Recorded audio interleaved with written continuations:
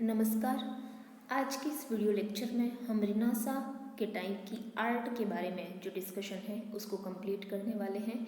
इससे पहले के लेक्चर में हमने रिनासा के टाइम पे आर्ट में क्या क्या चेंजेस आए, मध्यकाल से यह किस तरीके से डिफरेंट है और उसमें क्या नई चीज़ें आई वो हमने देखी, जैसे कि पर्सपेक्टिव का डेवलपमेंट है या फिर विषयों के चयन में अब ह्यूमनिज्म का जो इम्पैक्ट है या इंडिविजुअलिज्म का जो इम्पैक्ट है यानी कि व्यक्तिवाद का जो इम्पैक्ट है, किसी व्यक्ति विशेष के चित्रों का निर्माण जैसे कि मोनालिसा का निर्माण, ये कहीं ना कहीं क्योंकि इससे पहले जब भी चित्रों का निर्माण किया गया है तो वो सिर्फ धार्मिक विषयों पर किया गया था, या फिर रंगों का जो संयोजन है उसमें जो डिफरेंस आया उन सब के बारे में हमने बात की थी।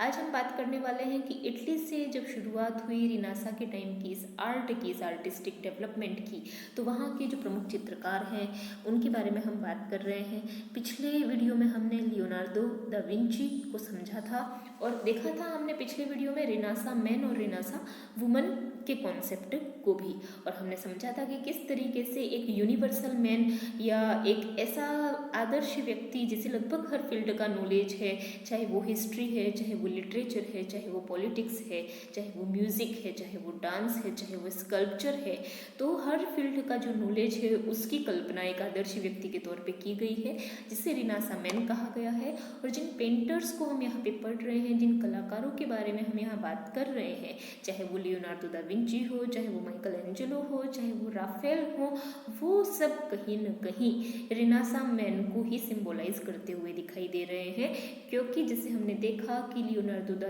विंची जो था वो न सिर्फ एक पेंटर था बल्कि वो एक वैज्ञानिक भी था, वो एक इंजीनियर भी था, और उनके बहुत सारे ऐसे स्केचेस हमें मिले हैं जिनसे ये पता चलता है कि उन्होंने बहुत ही इनोवेटिव कॉन्सेप्ट का विकास करने की कोशिश की।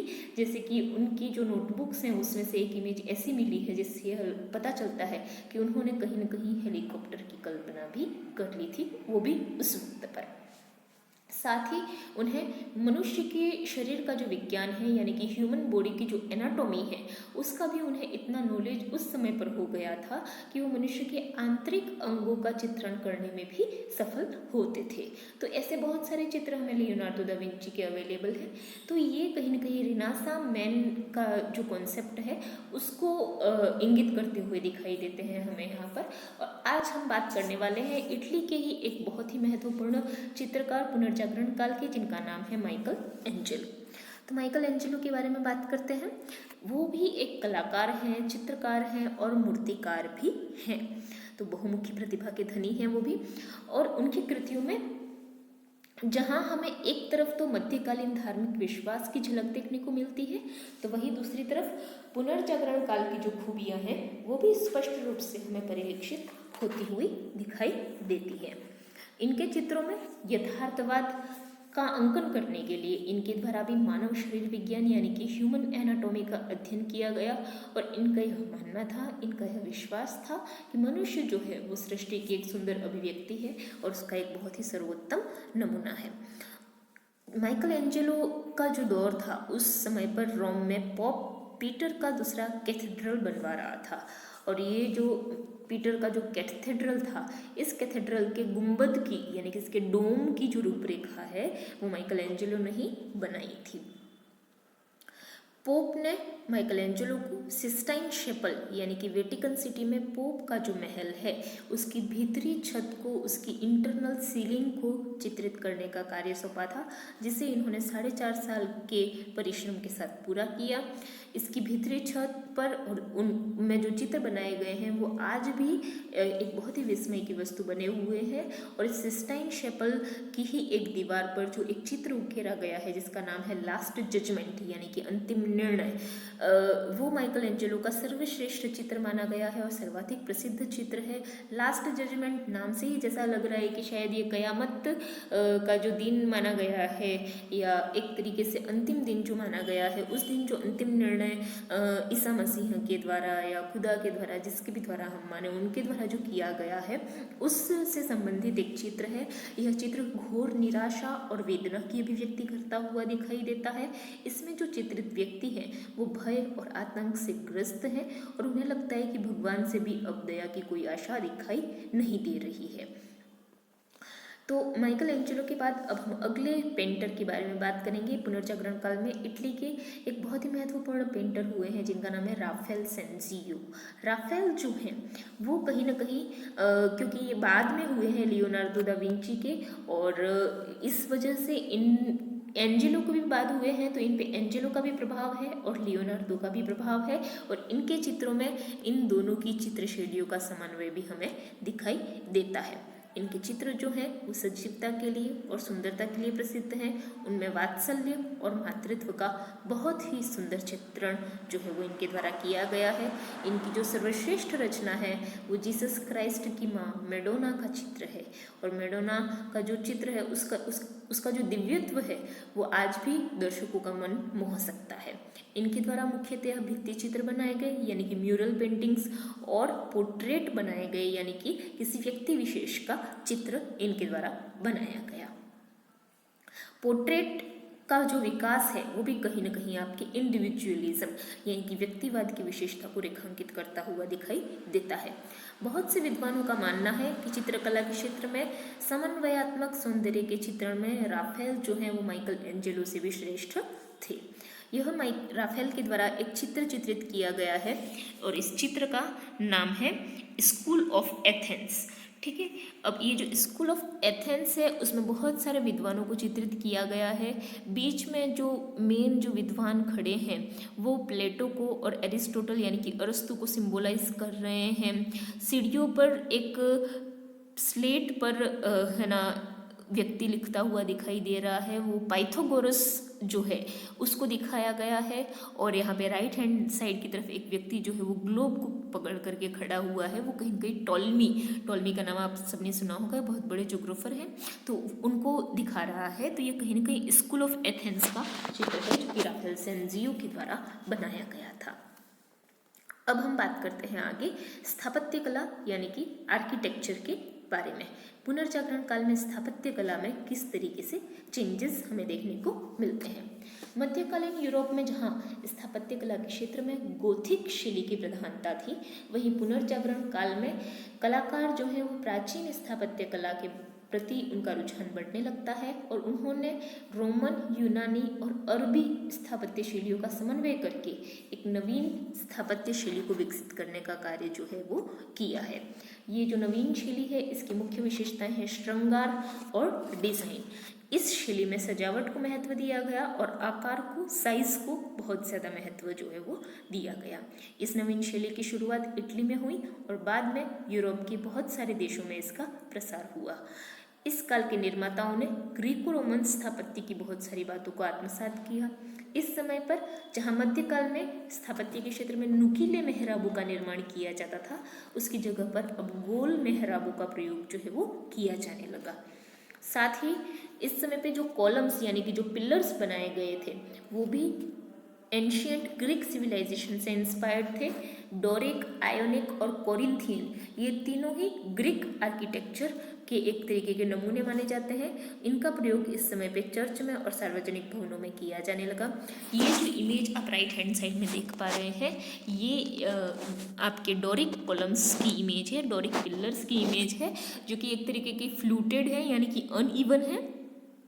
और इस तरीके के पिलर्स आपने इंडिया में भी बहुत सारी जगहों पर देखे होंगे। यूरोप में तो खैर ये वहाँ की प्रमुख बिल्डिंग्स में हमें दिखाई देते ही हैं। ये इस तरीके का एक और जो इमेज आपने अभी देखी ये कहीं ना कहीं आपके आयोनिक कॉलम को दिखाता है, आयोनिक पिलर को दिखाता है, जिसके ऊपरी भाग में, शीर्ष भाग में व्हील के शेप में या व्हील के आकार का कुछ डिज़ाइन जो है वो बनाया गया है। और ये एक और अलग तरीके का पिलर है जो है कोरिंथियन पिलर, जिसमें शीर्ष भाग को पत्तियों के द्वारा और फूलों आदि के द्वारा सजाया जाता था। तो इस तरीके के पिलर्स जो है इनका प्रयोग स्थापत्य के क्षेत्र में पुनर्जागरण काल में होने लगता है। और ये ग्रीक आर्किटेक्चर से, ग्रीक सिविलाइजेशन से इंस्पायर्ड थे, क्योंकि ये ग्रीक आर्किटेक्चर का ही पार्ट है। तो ये हम बात कर रहे हैं यहाँ पे स्थापत्य कला के बारे में। इस समय की स्थापत्य कला में और क्या चेंजेस हमें देखने को मिलते हैं, और इस समय की जो स्थापत्य कला है उसे इटली के धनी परिवारों के द्वारा संरक्षण मिलता है। विशेष रूप से फ्लोरेंस में हमने जैसा कि कहा था पिछले वीडियो में कि मेडिची फैमिली जो है वो एक समय पे संपूर्ण यूरोप की सर्वाधिक धनी फैमिली थी। तो और इस वजह से उन्होंने कला को संरक्षण प्रदान करने का कार्य किया है, कला को, साहित्य को। तो फ्लोरेंस के शासक जो हैं इस समय लोरेंजो दे मेडिची, उनका नाम इसमें विशेष रूप से प्रसिद्ध है। फ्लोरेंस में जो नवीन स्थापत्य कला का विकास हुआ है, इस शैली के विकास में फिलियो ब्रूनेलेस्की का स्थान जो है वो महत्वपूर्ण माना जाता है। फ्लोरेंस के गिरजाघर का गुंबद ब्रूनेलेस्की के द्वारा ही बनाया गया था। पुनर्जागरणकालीन स्थापत्य कला का जो सबसे अच्छा नमूना है वो है रोम में निर्मित सेंट पीटर का गिरजाघर, जिसका निर्माण माइकल एंजेलो और राफेल जैसे कलाकारों की देखरेख में हुआ था। इटली के बाद ये जो नवीन शैली है उसका प्रसार यूरोप के अन्य देशों में भी हुआ, जैसे कि फ्रांस में इस सम्राट फ्रांसिस प्रथम के द्वारा प्रश्रय दिया गया और पेरिस में लुब्रे का प्रासाद जो है वो उनके द्वारा बनवाया गया, जिसमें सफ़ेद और नीले रंग का टेराकोटा का कार्य देखने को हमें मिलता है। ये भी पुनर्जागरणकालीन स्थापत्य की ही निशानी है। स्पेन के सम्राट फिलिप तृतीय के द्वारा स्कोरियल प्रासाद का निर्माण पुनर्जागरणकालीन स्थापत्य शैली के आधार पर करवाया गया और लंदन में क्रिस्टोफर के द्वारा सेंट पॉल का जो गिरजाघर बनवाया गया वो भी पुनर्जागरण स्थापत्य शैली का ही एक नमूना है। स्थापत्य कला के बाद अब हम बात करते हैं मूर्तिकला के बारे में, क्योंकि स्थापत्य शैली और मूर्तिकला का विकास जो है वो पुनर्जागरण काल में साथ साथ हुआ है, समकालीन तरीके से हुआ है। जो प्रमुख मूर्तिकार हैं इस समय पे उनमें लोरेंजो गिबेर्ती, डोनातेल्लो और माइकल एंजेलो के नाम आते हैं। इस समय के मूर्तिकारों के द्वारा ईसा मसीह और मरियम के साथ साथ समकालीन प्रमुख व्यक्तियों की भी मूर्तियां बनाई गई। इस युग का मूर्तिकार जितना शौर्य को, वीरता को मूर्त रूप देने में सक्षम था, उतना ही करुणा को भी। इस काल में मूर्तिकला भी अन्य कलाओं की तरह धर्म के बंधन से मुक्त हुई। लोरेंजो गिबेर्ती जो हैं वो एक महान मूर्तिकार थे और उनके द्वारा फ्लोरेंस के गिरजाघर के सुंदर दरवाजे जो बनाए गए उन पर प्राचीन टेस्टामेंट में वर्णित दृश्यों का अंकन किया गया। ये दरवाजे कांसे के बने हुए हैं, यानी कि टीन के बने हुए हैं, और माइकल एंजेलो ने इन दरवाजों की प्रशंसा करते हुए कहा कि ये इतने सुंदर हैं कि ये स्वर्ग में रखे जाने योग्य हैं। दूसरे जो महान मूर्तिकार हैं डोनातेल्लो, उनके द्वारा निर्मित मूर्तियों का विषय मानव जीवन था। इनके द्वारा सेंट मार्क की आदमकद मूर्ति बनाई गई और उसके साथ साथ उनके द्वारा बच्चों की बहुत ही सहज मूर्तियां बनाई गई डोनातेल्लो के द्वारा। एंजेलो द्वारा अनेक सुंदर मूर्तियों का निर्माण किया गया और उनकी मूर्तियां जो है वो मेडिची के गिरजाघर में रखी गई। उनके द्वारा बनाई गई मूर्तियों में दो बहुत ही प्रसिद्ध हैं, जिसमें से पहली तो है पेटा, जो कि 18 फुट ऊंची है, 16 फुट ऊंची है, जिसका निर्माण रोम में किया गया और उसे सेंट पीटर के गिरजाघर के मुख्य द्वार पर रखा गया।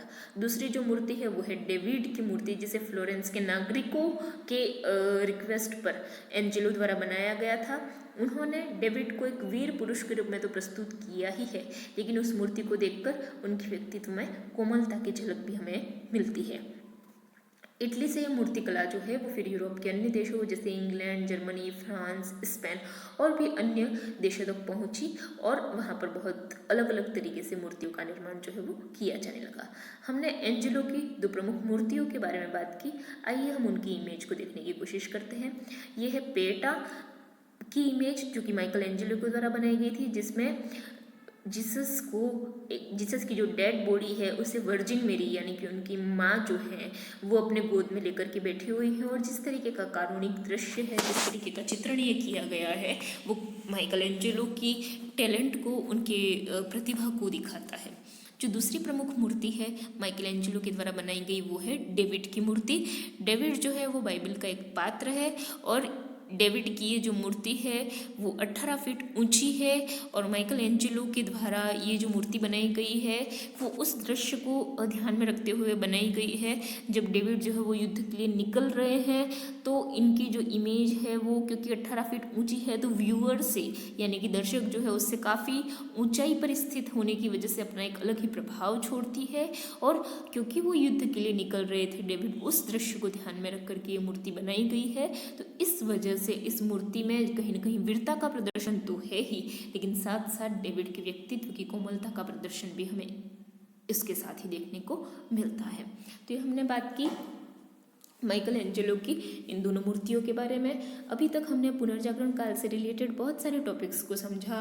पुनर्जागरण क्या है, क्या रीजंस होते हैं जिनकी वजह से रिनासा जो है वो यूरोप में इमर्ज होता है, इटली से ही इसकी शुरुआत क्यों होती है, इस समय के लिटरेचर में क्या डेवलपमेंट्स हुए, इस समय के आर्ट में चाहे वो पेंटिंग हो, चाहे वो स्कल्पचर हो या मूर्तिकला हो, उनमें क्या डेवलपमेंट्स हुए, उन सब के बारे में हमने बात की है। और लियोनार्डो दा विंची हैं या माइकल एंजेलो हैं या इनकी इतनी सारी जो कृतियाँ हैं उनको याद रखने का एक मकसद आपका ये जो एग्ज़ाम है यानी कि यूनिवर्सिटी एग्ज़ाम तो है ही, साथ ही अगर आप कभी कॉम्पिटिटिव एग्ज़ाम देंगे तो वहाँ पर भी आपको ये बहुत ही हेल्पफुल रहने वाले हैं ये वीडियोस, तो इन्हें ज़रूर अच्छे से देखें।